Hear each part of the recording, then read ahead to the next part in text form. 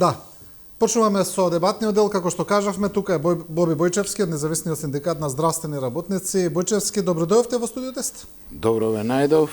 Добро утро на гледачите на телевизија 24. Посакувам убав ден. Имавме неодамна во владата еден договор помеѓу владата и синдикатите со општенија за зголемување на парите за плати во здравството, 10% зголемување на паричната маса наменета за покачување на платите, анекс на колективниот договор и здравствена дејност. Тамо беа самостојниот синдикат на клиничкиот центар, синдикатот за здравство, фармација и социјална заштита. Со владата вие го поздравивте договорот и самиот кажавте дека сте задоволен, па еве на почеток да ве прашам, доволно ли ова покачување за да се подобри здравствениот стандард? Како прво да не бевте вие новинарите, вие медиумите, немаше да бидеме ни ние како синдикат, бидејќи секогаш и секаде бевте со нас. И фактички се слушна гласот на вработените во здравствениот сектор, се слушна за вработените на договор на дело, се слушна за платите на здравствените соработници, радиолошките технолози, општите доктори. А во врска со покачувањето, значи ние сега моментално сме млад синдикат кој постои година и 3 месеца. Премиерата на нашиот синдикат беше во оваа емисија и во оваа телевизија. Затоа оваа телевизија ми е мене како втор дом. Во врска со покачувањето, ние бевме на тој социјален диалог, иако не сме репрезентативен синдикат, пак поради тие наши протести, поради тие наши барања, благодарение на вас, со кои ја дозна и јавноста во Република Македонија, владата ни се наметна како социјален партнер. Значи, едноставно, она сама ни се наметна и не викна на овие разговори. Значи, имавме ни барање од покачување на платите, условите на работа, за вработените договор на дело, за да имаат еден достоинствен живот. Јас пак тогаш напоменав и сега ќе напоменам. Задоволен сум во врска со покачувањето на платите на средномедицинскиот персонал, бидејќи во историјата на здравствениот сектор никогаш средномедицинскиот персонал немало покачување на нето плата 3850 денари. Немало покачување на плата на администраторот, на благајникот, на контерот, немало покачување на хигиеничарот, немало покачување на техничкиот персонал, на хаусмајсторот. Значи, пак гласот нашиот јаук за спас на овие здравствени работници стигна и до владата, каде не викна на тие разговори, ние ги известивме за нашите проблеми, но поради не нашата репрезентативност, беа повикани синдикати, кои што и тие синдикати, благодарение на нашето излегување на улици, стана од долгодишниот сон, кој што го има на претходните години. И со еден збор, значи, во врска со платите, тргната е работата. Значи, првата фаза е покачување на платите, каде што ќе имаме покачување и во месец март, и во месец ноември. Тогаш ќе биде процентуално.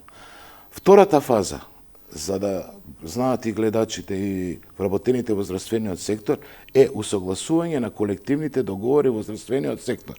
И ние, како нерепрезентативен синдикат, испративме наша верзија на колективниот договор. Што подразбираме под тоа? Унифициран колективен договор на сите вработени во здравствениот сектор. Иста почетна плата да зима вработениот и во Скопје, и во Струмица, и во Струга, и во Гостивар. А додека додатоците ќе бидат според дежурства, според обемот на работа и така натаму. И третата фаза на овие договори е усогласување на минималната плата со колективните договори, бидејќи, како што сум напоменал повеќе пати до сега, освен нашиот репрезентативен синдикат на ССМ за здравство, не го подпишал тој гранковен колективен договор со гранковиот министер пред 2023 година. Поради тие проблеми се настанати, поради тоа неподпишување, настанати се овие проблеми во здравствениот сектор, каде што ние сакаме да ги надминеме, сакаме да едноставно вработениот во здравствениот сектор има еден вид на достоинствен живот, за да може да го преживее месецот. Господин Бојчевски, министерот за здравство Таравари треба да кажеме дека видовме дека има одредени здравствени проблеми, му посекуваме се најдобро побрзо да се опорави. Да. Претходно кажа дека платите во здравството дека нема да има пари за покачување на платите во здравството до нова година, ми се чини дека беше изјавата. За сега некако владата да излезе со овој договор, гледате ли тука некаква промена на ставот, можеби под притисок? И тоа заборив да го напоменам. Првин требаше да се зголеми платата во образование, ако ви текно. Да, Тоа ще изгледа дека до нова година дека ќе не. Но благодарение пак ќе кажеме на вас, на нашето излегување по медиумските куќи, до нашето состаноци, приватни состаноци, со луѓето кои што се во владата и кажување на нашите горчливи проблеми, дојде до покачување на ова покачување, ноемвриско покачување за вработените во здравствениот сектор. Значи, ова е све благодарение на владата на Република Македонија, медиумите и ние како глас на вработените во здравствениот сектор. Вие како синдикат, вашиот синдикат, вие почнавте со едни, ајде да речеме, гласни, бурни активности со протести уште пред изборите, продолживте потоа и после изборите да го барате, да ги барате правата на работниците, но видовме дека во тој период останатите два синдикати не беа толку гласни, ајде да речеме, или ги немаше на тие протести, па дури и не ве ни поддржаа. За сега да видиме на владата на пиедестал, да ги видиме токму тие два синдикати. Се чувствувате ли тука малку запоставен во тој поглед? Кога ние почнавме, самите знаете, премиера беше во ова студио, во оваа телевизија, тоа беше август-септември 2023 година. Подари овие работи кои што ги има направено гранковиот синдикат на ССМ за здравство, не подпишување на колективните договори, слушајќи го, јас сум вработен во здравствениот сектор, слушајќи го јаукот на заплатите на вработените во здравствениот сектор, ние 15 души се договоривме и го формиравме овој независен синдикат со таа идеја да 15 души Че Гевара со 15 души направил револуција, ние со 15 души ќе формираме синдикат и благодарение на вас пак ќе напоменам, се расшири овој синдикат, бројката се зголемуваше од месец на месец, заедно со вас се печевме на топлото скопско сонце, заедно со вас во декемвриските протести, мрзневме по улиците на Скопје, ги баравме правата, некои теми кои што беа табу тема до тогаш, платите на вработените, условите на работа, и ќе ги напоменам, договорците на дело, кои што работа едноставно за една социјална помош. Јас тоа го нарекувам робовладителство во 21. век. Роб во 21. век, кој направен облигационен договор со договор на дело без пензиско, без здравствено. Ние сме тие кои што излеговме и ги напоменавме дека постојат и тие луѓе во здравствениот сектор кои што токаш ни репрезентативните синдикати не ги спомнува. Ние бевме сакавме заедно, значи јас лично се познав со председателот на репрезентативниот синдикат и јас му се јавив кога започнавме со протестите заедно да започнеме, бидејќи заедно ќе бидевме сплотени и побрзо ќе дојдевме до идејните решенја. Но од страната на репрезентативните синдикати ние бевме гладко одбиени дека моментално во здравството идеално, дека ќе имаме покачување кое што е договорено во мај од 5% на бруто, 3% на нето, кое што ќе го земеме во септември. Всушност, инфлацијата ги изеде тие 1000 денари што не ги дадоа покачување и не само што не ни се приклучи, ние имавме и страшни притисоци од нивна страна, заклучување на ординации, не пуштање на луѓето да излезат на протести, разни други мобинг, да не споменувам сега од нивната страна.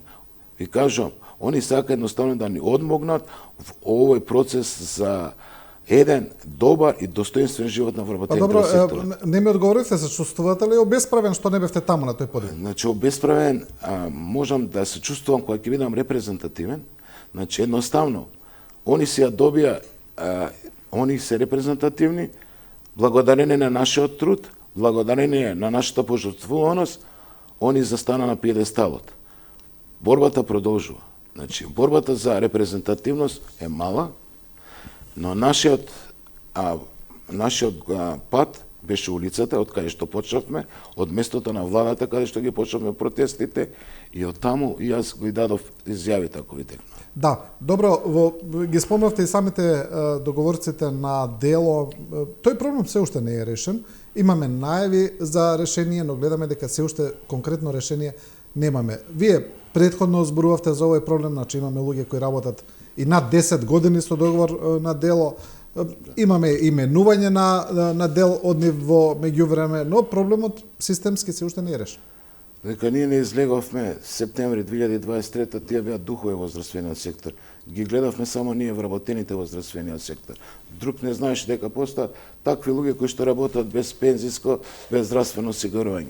Ние бевме првите кои излеговме во пресред на тие наши колеги, бидејќи кога било најтешко, кога било кризата, тие биле запослени во времето на министерувањето на Филипче со еден договор, облигационен договор со кој што прв пат се сретнуваме во здравствениот сектор, договор на дело. Ја разбирам да има договор за привремено вработување на тие луѓе, каде што во текот на нивното вработување ќе им се плаќа и пензиско и здравствено, и ќе им иде работниот стаж. Они всушност имаат направен еден договор на дело со кој што работат без ништо и без право на одмор, без право на глас, без право на здравствено осигурување, без право на пензиско осигурување. И тие луѓе едноставно беа запослени кога ни беше таа криза, беа во првите редови за вакцинација, докторите за прегледи. Кога заврши кризата, тие луѓе беа заборавено минато. Ако ви текнува лани пред нова година, баш овој период, излезе тогашниот председател на влада и тогашниот министер дека новогодишна честитка пред нова година ќе биде вработување на 1170 вработени по договор на дело. Ние како синдикат имавме прес каде што јавно се заблагодаривме, бидејќи тие луѓе единствената шанса за вработување ја гледаа во нас и нашето зборење пред медиумите. Се заблагодаривме и на тогашниот министер, бидејќи најдоа сенс овие луѓе да не ги заборават едноставно. Но што се случи? Се случи една невидена манипулација од страна на тогашната влада, од тогашното раководство, каде што едноставно не изманипулира, не излажа. Ќе бидат вработени, помина нова година, ни новогодишни честитки, дојдаа избори, сега се избори, нема вработување. Добро, а каде сме сега? Каде е сега решението на проблемот? Значи, во овие социјални договори, ние ги спомнавме и нив, социјални диалози што ги правиме со представниците од владата. Моментално, ние како синдикат, не репрезентативен, правиме закон, кој што во врска со овие договорци на дело, закон кој што ќе го поднесеме до Собранието на Република Македонија и до самата влада. Закон за да се реши статусот. И мој апел е до председателот на владата, до ресорниот министер за здравство, дајте луѓе да ги средиме овие луѓе. Овие луѓе беа запослени и оставени на понорот. Значи, запослени од министерот Филипче ги забори овие луѓе, дека постојат и ги остави едноставно да работат робови на 21 век. Добро, што има, кои се решенијата на тој закон што вие ќе го поднесете и кога ќе го поднесете? Моментално се изработува, деновија ќе биде од наша страна, од правниот тим на независниот синдикат, ќе биде поднесен предлог законот до владата и деновија ќе биде поднесен. Во тој тип има еден тип на трансформација на работните места.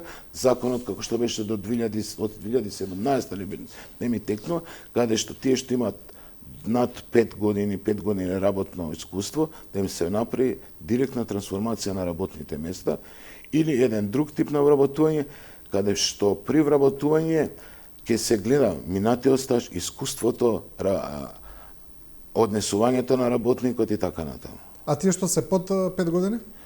Значи, сите овие што се имаме некои што се 3 месеца под договор на дело. Да. Не е искрено и честно тие луѓе да ги, значи, да примеме некој неискусен за месец-два, а да го ставиме тој што работел 3, 4, 5 години, 10 години, како што и самите рековте. Работеле едноставно од хумани цели во здравството. Значи, тие што имаат подлог стаж би имале приоритет, со други Имале зборови. приоритет, значи, сега моментално може да има и поголем број на, ако има, дозволува Министерство за финансии така натаму вработување на такви луѓе. Но, значи, не е хумано и човечки да се средат овие вработени. Да им се среди, да можат едноставно да го живеат животот, за да можат едноставно да и бидат социјално осигурани, пензиско осигурани и да имаат некоја надеж во иднината на државата. Бидејќи тие луѓе се млади луѓе, сите претежно се млади. Едноставно може да земат карта во еден правец и да заминат. Да заминат и да заборават нова држава. Но проблемот ќе биде кај нас, ќе нема кој да не лечи. Добро, во однос на покачувањето на платите на оно што е договорено, гледаме дека има реакција околу тоа што не се сите покачувања исти, дека одредени профили ќе добијат повеќе, други помалку, па гледаме дека има и реакција околу тоа. Јас напоменав на почетокот на емисијата дека историски на средно медицинскиот персонал, средно административниот персонал и техничкиот персонал никогаш, јас сум 30 години во здравствениот сектор, слободно направете анкета, кај овие вработени толку не им се покачала платата. Исто така, средно и високо административниот персонал, како правници, економисти, во тој процент од 2550 така доаѓа нето плата не им била покачена. Единствено што е покачена платата во 2019 година на докторите специјалисти од страната на тогашниот министер Филипче, каде што се направи еден вид на дискриминација на останатите вработени во здравството. Значи, не е поентата на животот јас само да бидам среќен, а додека мојот колега што пиеме утринско кафе, медицинската сестра која што е со мене, е со јат и чемер седи на пиење на кафе. Поентата е да, како што се покачува платата на доктора, да дојде до покачување и на хигиеничарот, и на болничарот, и на контерот, и на благајникот, и на референтот, и на медицинската сестра, и на лаборантот. Тоа е суштината, да бидат сите задоволни од работата и сите задоволни да отидат со една позитивна енергија дома. Всушност, тогаш настана тоа покачување каде што специјалистите доктори дојда со поголем број на поголема плата, субспецијалистите, професорите на медицинскиот факултет и исто така се напредна дискриминација. Поентата е сите заедно, сите сложно. Поентата на овој синдикат ќе се бориме како за хигиеничарот, како за книговодителот, така ќе се бориме и за медицинската сестра, а и за докторот. Добро, во однос на останатите услови во здравствениот систем, освен платите, гледаме дека таму исто така нема некои значителни подобрувања. Значи, се уште гледаме дека многу клиники и многу болници, амбуланти, здравствени установи, ајде да кажеме, кубурат и со основни материјали за работа, за лекови. Да не зборуваме за условите на клиничкиот центар, за паркингот. Гледаме дека не гледаме некаков план, ајде да речеме, за едно системско конечно решавање на тие проблеми.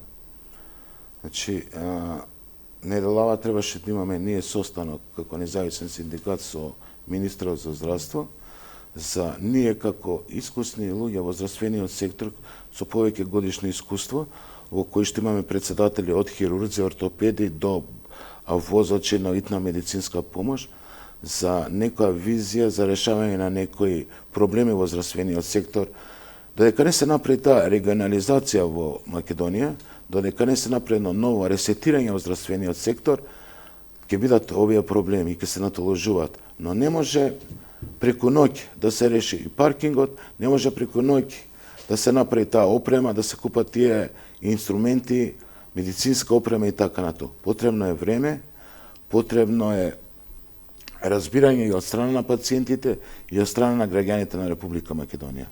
Но овој социјален диалог ќе продолжи, овој меѓу нас и владата, каде што владата сама не се наметна како партнер. Значи, не преземавме никакви радикални мерки, како што правевме ланската година, каде што едноставно тогашната влада не почини, како да ви кажам, не ни прими. Секогаш беше изјавата на тогашниот председател, има покачување, они не се репрезентативни синдикати, ние разговараме со репрезентативниот синдикат. А репрезентативниот синдикат беше во еден длабок идиличен сон, дека све е окей. Од другата страна, само што дојдаа на власт, самите они не повика на тие, самите ни се наметнаа како социјални партнери за решавање на проблемите. Значи, потребно време, ви кажам, почна со платите, втора фаза колективни договори, усагласување со минималната плата. И што е сега проблемот со вработените на договора на дело и мој апел до владата и до представителот на владата да се реши овој проблем, бидејќи тој што ги прими пред 5-6 години ги остави во амбисот. Значи, тие луѓе се ни на небо, ни на земја. Да, добро. Пред самиот крај на разговорот гледаме дека има реакции уште околу некои случувања во здравствениот систем. Еден од нив е одлуката на фондот да се дозволи на отварање на ординации на матичните лекари во внатрешноста, во руралните места каде што нема многу пациенти, да се дозволи отварање на такви ординации без сестра, само да има доктор. Па гледаме некои реакции во самата лекарска фела кои велат дека тоа не е добро решение. Што мислите за ова? Бидејќи ние имаме меморандум за соработка подпишан со Сдружение на приватни матични доктори, со нивната председателка Дервишова и со нив, запознаен сум тој проблем. Има такви, ми се чини, се случуваше за ординации во Велес, во руралните средини, 4 месеца, докторот имаше добиено за отварање на рурална амбуланта, но не можеше да отвори таа рурална амбуланта, бидејќи ниедна медицинска сестра во таа околина или во тоа место на живење не можела да најде. Дефицитарни се медицинските сестри, сами знаете сите, после завршување средно образование напуштаат оваа држава. Ние сме расадник на западноевропските земји за медицински кадар. И едноставно 4 месеца седеа тие ординации без екипа. И би требало поради тие причини, поради тоа што имаме дефицит на медицински кадар, дефицит на медицински сестри, доаѓа да не патат населението во тие делови на руралитетот, во тие села, за да имаме доктор, бидејќи барем во моментот да му се најде на тој жител во давање на прва помош, во давање на некоја ампуларна терапија, за да им се помогне дека и тие се луѓе, и тие луѓе треба да живеат во оваа држава и да екзистираат во таа држава. Тие луѓе плаќале даноци и тие луѓе им следува здравствено преглед од доктор, од медицинско лице. Поради се тие причини, поради напуштање, знаете самите, моментално не може да се најде медицинска сестра невработена за работа во тие рурални средини. И за тоа им е даден рок од нешто од 1 година ми текнува, за да можат да се отворат тие ординации и со текот на времето да запослат некоја медицинска сестра. Значи сакате да кажете подобро е да има било каква ординација отколку никаква. Значи, пред се е здравјето на пациентот, пред се е здравјето на жителот на тоа рурална средина. Замислете еден обичен колапс да доаѓа итна медицинска помош 30-40 километри. А ако имаме доктор во тој дел, во таа област, првата помош ќе му се пружи за 5 минути. Значи, по моја предпоставка, по моја видување, подобро е за здравјето на луѓето да имаме отворена ординација кои што се грижат за здравјето на тоа население. А понатаму, со текот на времето, за месец, 2, 3, 4, да се најде некоја медицинска сестра и да се запосле. Да. Добро. Господине Бојчевски, ви благодарам за ова интервју. Ке останеме да ја следиме состојбата, се разбира, во вашиот сектор, па ќе видиме после некое време, повторно ќе видиме до каде сме, што сме. Значи, ви благодарам. Голема благодарност до вас како медиум, благодарам до сите медиуми и уште едно да напоменам, бидејќи гледаме сега пред новогодишни за празници има Black Friday, некои други акции, ние како синдикат решивме да од 1 декември 2024 година до 15 февруари 2025 година, кој сака да ни се придружи како член во независниот синдикат на здравствени работници и административно-технички персонал е без плаќање на чланарина, која кошташе до сега 150 денари, значи ослободени се од чланарина, ослободени се од секакви парични побарувања, како што беа до сега договорците на дело, се со цел да бидеме заедно, да бидеме сплотени, бидејќи заедно сме посилни. Добро, интересна акција, ви благодарам уште еднаш. Благодарам. Останете со нас, продолжува колегата Зоран Димовски исто на тема здравство. Останете со нас, продолжуваме за кратко.